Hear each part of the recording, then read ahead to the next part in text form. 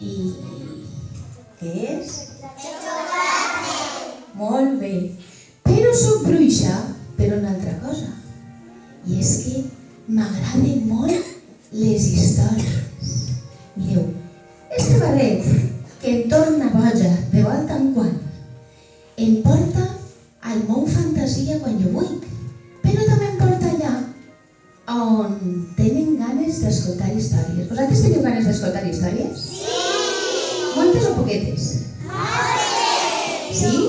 Mireu, hi ha moltes formes de contar històries, a que sí? Sí! A veure, es poden contar històries en forma de llegenda. Qui sap una llegenda? A veure. Ese xic del suéter rallaet. Com en diuen? Joel? Tu saps esta? Kiko. Ah! I tu saps alguna llegenda? No? Doncs per què m'alces el braç?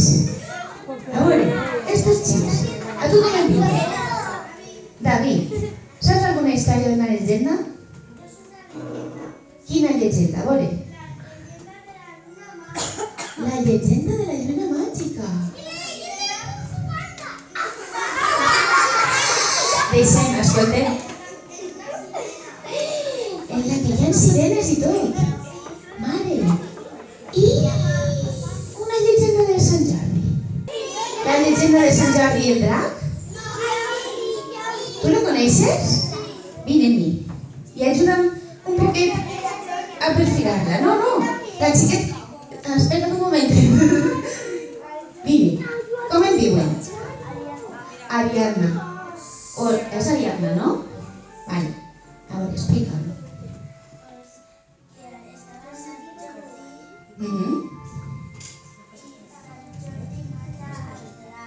Però per què mata el drac? A qui té que salvar? A la princesa. Molt bé. I què passa quan maten el drac? Està mort i què ix de la sang del drac? Que és una cosa molt important.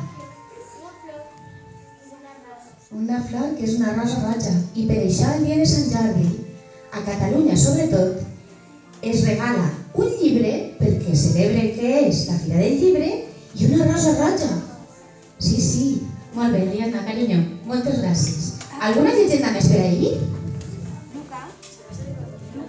A veure. I si xic d'allà darrere?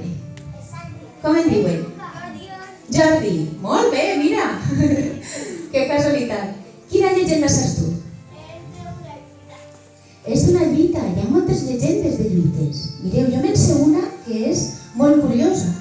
I és a l'escut de València. Vosaltres heu vist alguna volta l'escut de València? Hi ha una rata penada a la part de dalt. Veritat? Bueno, doncs aquesta rata penada resulta que quan Jaume el Conqueridor, Jaume I el Conqueridor, va vindre a les nostres terres i va lluitar contra els musulmans,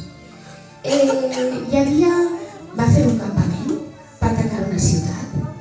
I a la seva tenda, a la tenda reial, va entrar una rata penada i va fer un niu a la part de dalt.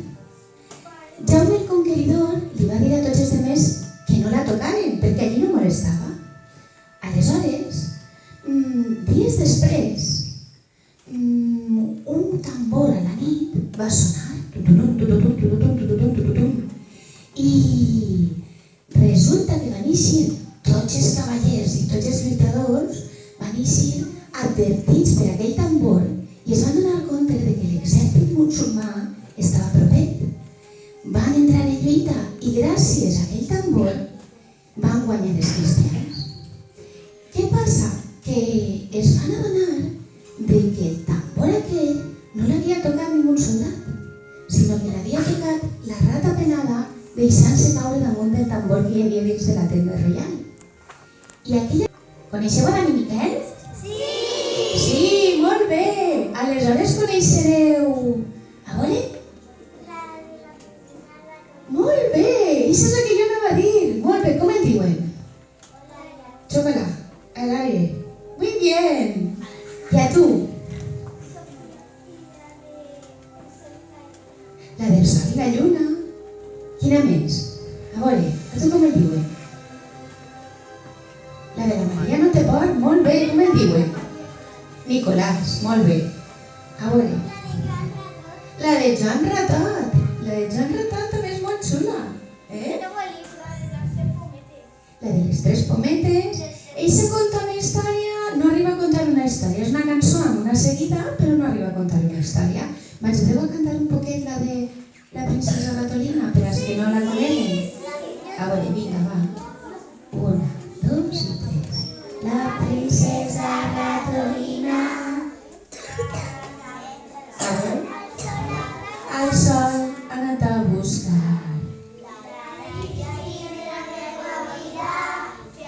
Jo amb tu em vull casar. Molt bé.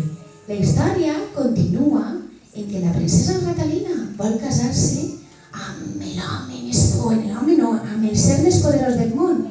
Primer va el sol. El sol li diu que no... Dime, cariño. Sí, la cançó esta alegra un poquito, ¿no? A veure, el sol li diu que no és el més poderós del món, perquè qui el tapa? El núvol. I el núvol resulta que tampoc és el més poderós del món. Per què? Se l'emporta el vent.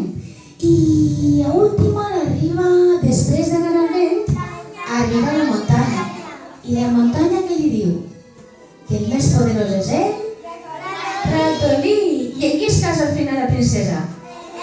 Amb el ratolí. Molt bé. Hi ha altres